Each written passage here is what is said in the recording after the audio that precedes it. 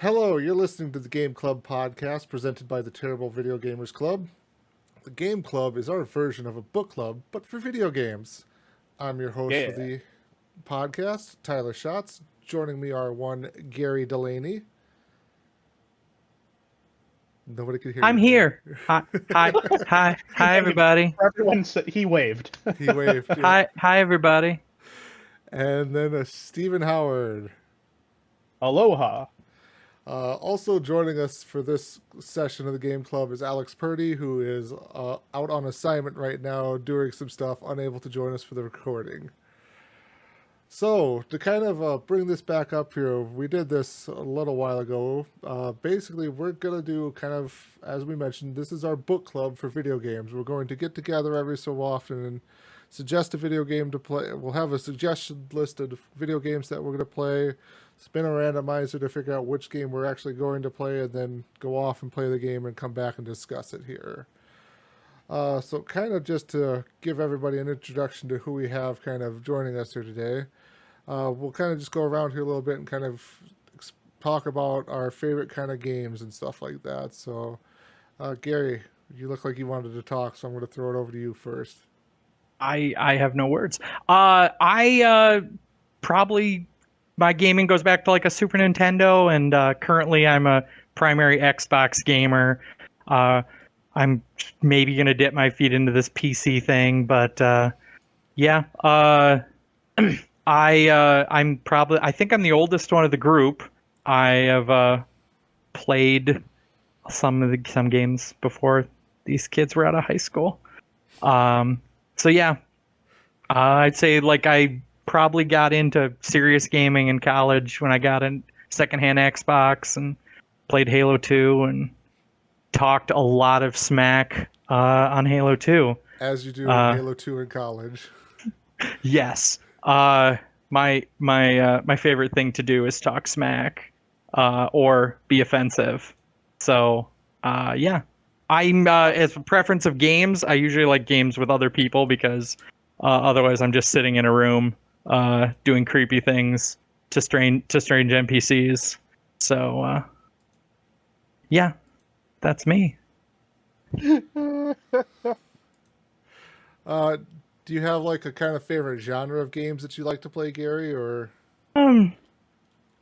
Probably it's a little bit of shooters, like games like Diablo, and then I recently got back into the Assassin's Creed games. Some open world games, some shooters, sort of our light RPG games. Okay. All right. Throw it over to you, Steven. I am Steven. I have been playing games for a very, very long time. And this is when the addiction people go, "Hi, Steven." Because, yes, I have, it has consumed a fair amount of my life. Started off with Sim City back in the day, and that was something my dad was actually using for a teaching resource for, he had a college class going on. And I got into Sim City because, holy crap, you can build cities and they can have asteroids hit them? Heck yeah! And that is where I started kind of with, and my course took away from there. I didn't so much steal an Xbox when I was a child as I stole money from my parents and gave it to my friend who then purchased an Xbox for me. And I told them, my family, that he just had an extra Xbox he wanted to give me, along with a copy of Halo.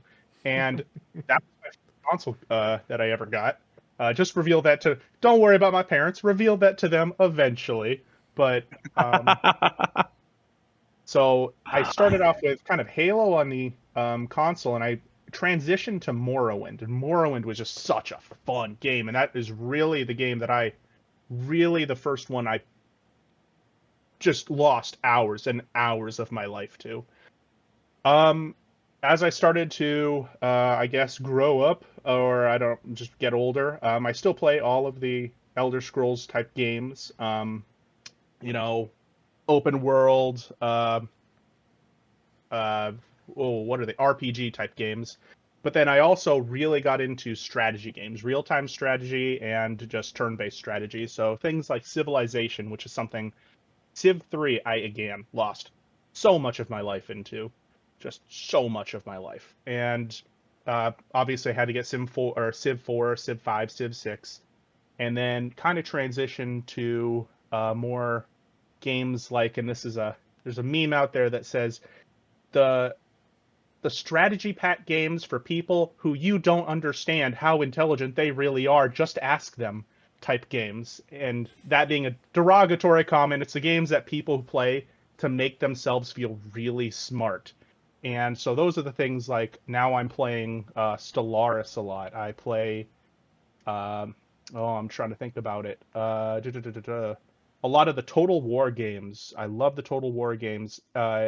Europa Universalis, Victoria 2, and one of my other favorites that I will rep a lot is Dwarf Fortress. Love Dwarf Fortress. Love Dwarf Fortress. Yeah, you guys get ready for that. But so I guess that's kind of me in a nutshell. I love to play games. I will say, I do play sports games as well. I very much enjoy sports. And Madden, FIFA, although it's not going to be FIFA much longer, that deal fell through. All those sorts of kind of sports games, I love simming them. I love sort of playing them with other people. But the one thing that is my kind of crutch is I am not a big online gamer or playing games with other people. And that's might come as a shock to my fellow compatriots here because I play a lot of Warzone with them, but that is actually the first major game that I've played online since Age of Empires when I was a kid. So it's that's my one area that I just don't really hit on very much. Hey, there you go. Steven, you mentioned SimCity. Do you know how old I am? I played SimCity on Super Nintendo. They had SimCity on Super Nintendo? Very, very small island. And if you needed to save space, you always triggered a plane crash. And then you triggered the plane crash right over your airport or the big tiles, and then it would burn, and then you'd have some open tiles you could build in. My God, man. Call in Bowser to take out the city too. I don't know if was that a thing. I Crap. think so. I thought missed so. out. Missed out of my childhood. SimCity 2000 was the one that I started out with, and I think that was purely on PC. And that was I think that was also one of the ones that really was the one that took off. But I miss SimCity 2000. It made zero sense, but I missed it. An ongoing joke between me and a couple of friends back when I was in college was we got into Civ 5 for a little while there, and we always called it the cocaine of video games because there was always just one more turn before we go to bed. So one more turn leads into I would agree 4 with that. o'clock in the morning, and you're like, son of a bitch, I have class in the morning. Still happens to me. It actually happened to my wife not 3 days ago. Sitting on, man, are you gonna come to bed? Yeah, I'll come to bed. Just don't worry. I got Siege. There's some barbarians out there. I'll be back in like half an hour. All right. I go to bed. She gets into bed at 3 a.m. because exactly what you said. Yep. It's not a game that has a good ending point. Yeah, there's no good ending point until you've either won the game or you've been completely wiped off the map. That's about the only time you get the ending point. Myself, I have been playing games back starting on the NES, Super NES days there. Your Marios, Ninja Turtles, stuff like that. Let's see, transitioned to PlayStation because I saw GTA 3 at a family member's house and went, wow, this game is really cool. Probably way too young to be playing the game or whatever, but we ended up getting a PlayStation 2 that had GTA 3 and Vice City with it, so really got to enjoy those games. But in college, I literally played GTA 3 and Vice City in neighbors' rooms, and I didn't realize there was a story to the game. I thought you just drove around, beat up hookers, stole their money, and just caused mayhem. Yeah. You know, just Gary's normal life. It's just it's how you live life. Anyway, sorry, Tyler. And then I ended up buying an Xbox because a friend of mine also had an Xbox and he got Halo, so we played Halo a lot at his house. I ended up buying an Xbox just to have another Xbox in the group of people so we could do the LAN parties together there, and obviously bought more games from there. Uh, Biggest game on the Xbox that'll always stand out to me is Star Wars Knights of the Old Republic and Knights of the Old Republic 2. Fantastic RPG games. Uh, then came to college, eventually transitioned to the 360, uh, the Xbox One, and then finally, after resisting for long enough from a friend there, this was before in the 360 era. After resisting for the longest time for whatever reason, I finally built myself my first PC. Gradually started shifting to PC, and then with the Xbox One, it's probably going to be the last console I buy, unless I buy whatever Nintendo releases, just because I love Nintendo games still. So But Tyler, you had a 360. How many red rings did you have? 0. I did I have think to. I'm up to 3. I've had Holy 3 crap. different 360 consoles. I What had- are you started treating buying- your Xbox? At some point, I just started buying them on eBay because you would just get the console, like not even a brick.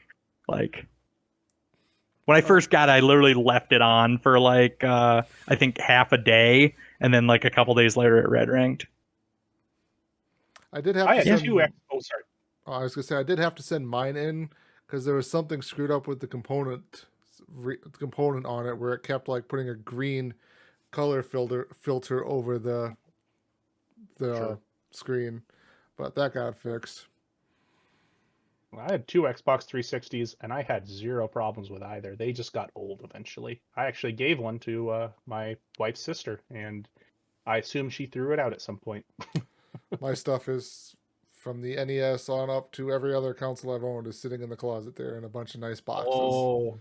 Oh, that's, you know what? You got to do that as picture for our podcast. That should be the picture of all of them just stacked up like that. There we go. But then yeah, outside of that, so I play all. I'm an eclectic video game player. There, I play strategy games, first-person shooters, only because that's about the only game that a group of us can actually get together and play nowadays. A lot of the indie games, RPGs. Mass Effect is probably one of the greatest video game series of all time. There. That's generally it for me there. All right. So kind of then as part of this now we are going to transition into the part where we talk about the games that we are bringing forth to the group to play and kind of why we want to bring them forward. We don't have to get too deep into it because we'll talk about it more on the individual episodes when we get to doing that stuff, but now is the time to everybody to have their game ready. So I will take the bullet and go first, and then I will drop Perd's choice as well here too, and then I'll see what the other two look like on who wants to go after that. So my suggestion for the game club is going to be No Man's Sky. I know it's on Game Pass, and I spent a little time playing it shortly after I got the Game Pass originally, like 3 years ago now, because mine expired just recently. But there's something just kind of about that game and all of the updates they've added to it. And I kind of think it would be fun, since they've got a little bit more of a multiplayer aspect into it too, to some night just kind of get together with some of you guys and just kind of go exploring the galaxy too, and just kind of seeing what else is in this game that I didn't really see the first time I played it. Can you start in the same quadrant? I thought that was one of those games where it's tough to find one another. I have no idea. We'll just All this stuff was like right in the fire, added. Tyler. Yep. Just gotta stick it right in the fire, and we'll figure it out. Yep. All of this stuff was basically like added after I had finished my time playing the game. So, Gary, you have little faith in us. We'll be able to find this. We'll be able to search it out. I don't care if Tyler is 5,000 light years away. I'll find him. I'll always find you, Tyler. thank you. And then the game Alex suggested here is a game called Spiritfarer. I don't know too much about the game, but I remember hearing other podcasts talk about it. It's basically a game where like your wife. I think the story is like your wife dies and you have this ship that you basically fare spirits to the afterlife there, and it's kind of a single player game. I believe it is also on Game Pass. You basically it's kind of like there's some I think story stuff. It's heavily story game, but I think there's like some mini games and stuff like that that go along with it there. All right, who wants to be the next one to suggest their game? You have yours narrowed down, Gary? I do. All right. Okay, so I went through the Game Pass list and I was like, kind of seeing is there anything that really is like something I want to play. And it came down to Anthem, which came out in like a January one year, and it just everyone fucking hated it. And I I heard it was like some sort of like weird like multiplayer run and gun, you're fucking Iron Man sort of thing. And I'm just like, this sounds cool. And I also heard it's super short. So if it is a burning fire of shit, at least it's a short burning fire of shit. So Yeah, I played the demo of it, and that was all I wanted to play of that game. okay, did you play the demo before they supposedly fixed shit, or was it This was like the demo before it initially released.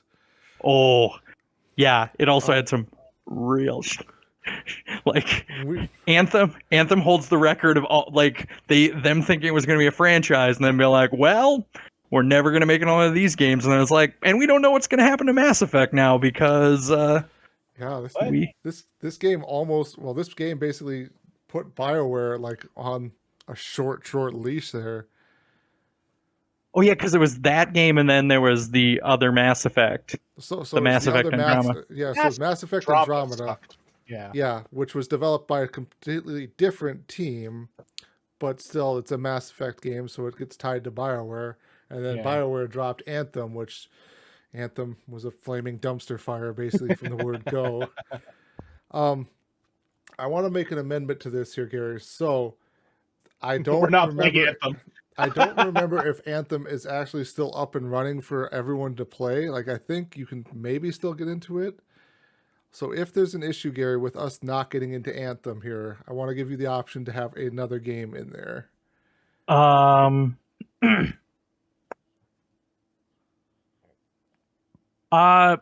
guess my backup game would be a game that I think Tyler and I started, which is The Ascent, which is supposedly like it was around the same time as Cyberpunk 2077. It was supposedly like, instead of buying this game, buy Ascent, and it was like an overhead yeah, like a top-down dual joystick kind of shooter there in like a Cyberpunk world. And Tyler and I started it, and I thought it was still fun. It just like, we got to the end of the night, we started it, and I don't think we ever booted it up again. Yep. So that's my backup.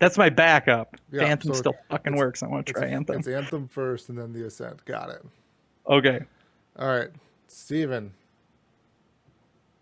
All right. So you're going to have to stop me if you guys don't want to do this. But I have to go with a game that I always rep. And it has to be Dwarf Fortress. Oh my fucking god. Has to be Dwarf Fortress, sir. I am banging my fist on this table. How expensive is Dwarf Fortress? You made it sound like it's an old game, new game. It is free to play. It is something you just download online. It is going to be eventually released. If you look it up on Steam, it says release date to be determined, and that is just going to be a system that you can pay for. And once that comes out on Steam, I will be paying for it for the amount of time that I have put into this. They deserve my money on this.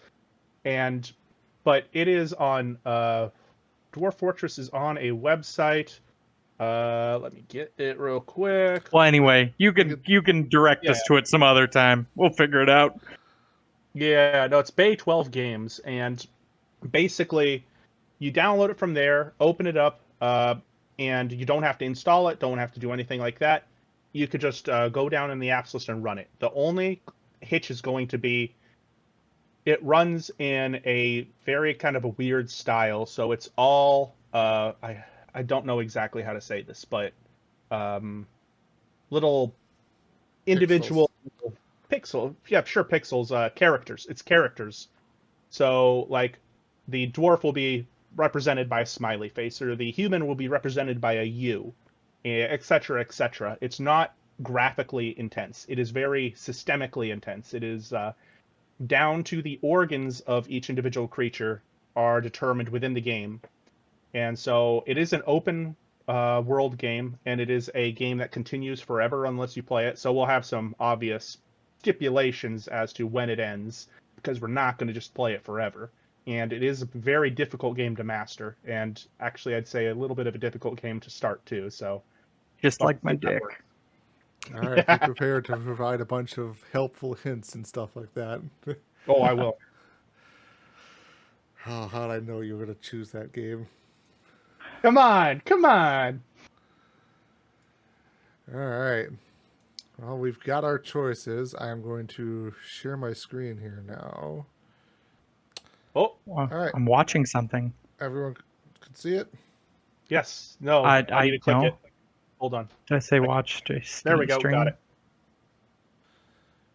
All right. So Just I've random. got the 4 games in here. And the way we did this is I'm going to spin the wheel 3 times to kind of make it truly random here. All right. My mouse would stop freezing on the screen here. All right, ready? Ready. Spin 1. Oh, Dwarf Fortress. Spin number 2. Oh, Spiritfarer. Oh. All right. The final spin. Here it This comes. is it. This is it. Spiritfarer. Spiritfarer. All right. So we will be playing Spiritfarer. I don't know how long of a game it is, and I'm just gonna go ahead. I'm gonna stop my streaming part here of my. Okay. Also, where do you get it? Because I looked it up and it looked like it was. I saw it on Steam and it was like $30. It should be on Game Pass. Oh, it's on Game Pass. Oh yeah, that's right. You did say it was in Game Pass. That's what I was supposed to. So, for the uninitiated like me, what exactly is Game Pass? Oh, I know I should know. I don't. do you have it? I guess. I don't, but I can get it. I don't know what it is. So we'll talk about that off stream. I'll explain that a little bit more to Okay. you so they don't have to listen to that. Just to give everyone a heads up, Spiritfarer, according to a couple of the websites, takes about 20 hours to beat. So I'd say hour or 2 if you kind of start playing it and realize that this game just isn't for me or whatever, you're perfectly fine to stop right there. Oh, it is there. What, Gary, Install sorry? with game. It is on Game Pass. Sorry, I'm just Yep. mumbling to myself. So, like I said, a couple hours. If you don't like it, you can stop playing it, but just kind of make sure when we come back to talk about it, you've got your good reasonings for why you don't like it there. All right. Any further questions from anyone? Or are we kind of good to go with all this? I think I understand. All right, getting the thumbs up and everything like that.